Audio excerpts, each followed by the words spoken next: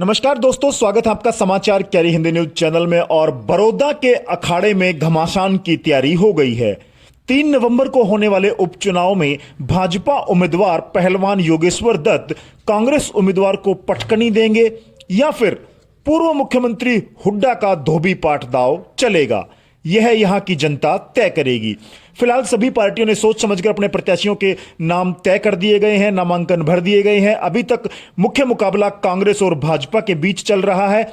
इसी बीच इनेलो ने भी अपने दमदार प्रत्याशी के तौर पर जोगेंद्र मलिक को मैदान में उतारा है।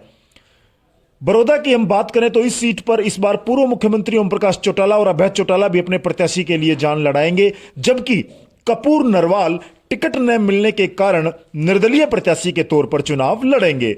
इसके अलावा पूर्व सांसद राजकुमार सैनी अपनी पार्टी लोकतंत्र सुरक्षा पार्टी के बैनर तले बड़ौदा में हुंकार भरेंगे।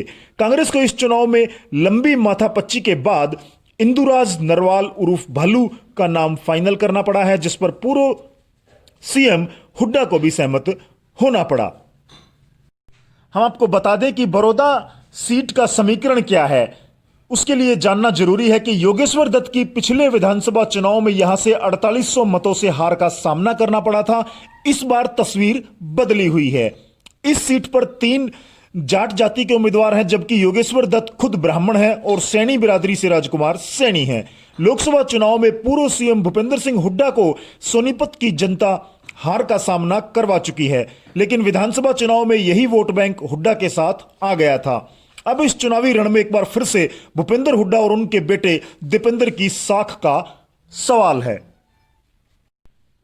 योगेश्वर दत्त के नामांकन से पूर्व गोहाना स्थित भाजपा कार्यालय में आयोजित जनसभा को संबोधित करते हुए हरियाणा प्रदेश भाजपा के अध्यक्ष ओम प्रकाश धनखड़ ने कहा कि पिता पुत्र अब अपनी राजनीति में हाशिए पर पहुंच गए हैं और उन्होंने किसान हितैषी होने का झूठा ढोंग व पाखंड किया है और एक ही किसान की एक भूमि लगभग 12,500-13 हजार एकड़ भूमि को व्यापारियों के हाथों बेच दिया है। वहीं धनखड़ जोश में नजर आए और उन्होंने कहा कि खजाने की चाबी अब भारतीय जनता पार्टी के पास है, मुख्यमंत्री के पास है और बड़ौदा के रुके हुए विकास कार्यों को पूरा कराने के लिए इस बार भाजपा को वोट दें, ताकि बड़ौदा हलके में भी पूर्ण रूप से विकास हो सके।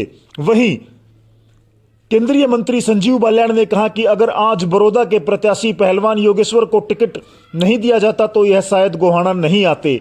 पहलवान योगेश्वर ने इस देश का नाम विदेशों में भी ऊंचा किया है और ऐसे इंसान का साथ देने आना जरूरी था। बाल्यान ने कहा कि कुछ लोगों की झूठी चौधर के कारण बड़ौदा हल्का विकास से अछूता रहा है। वहीं उन लोगों ने हरियाणा में जातिवाद का जहर घोलने का काम किया है, इसलिए उन लोगों को हराकर सबक सिखाना जरूरी है।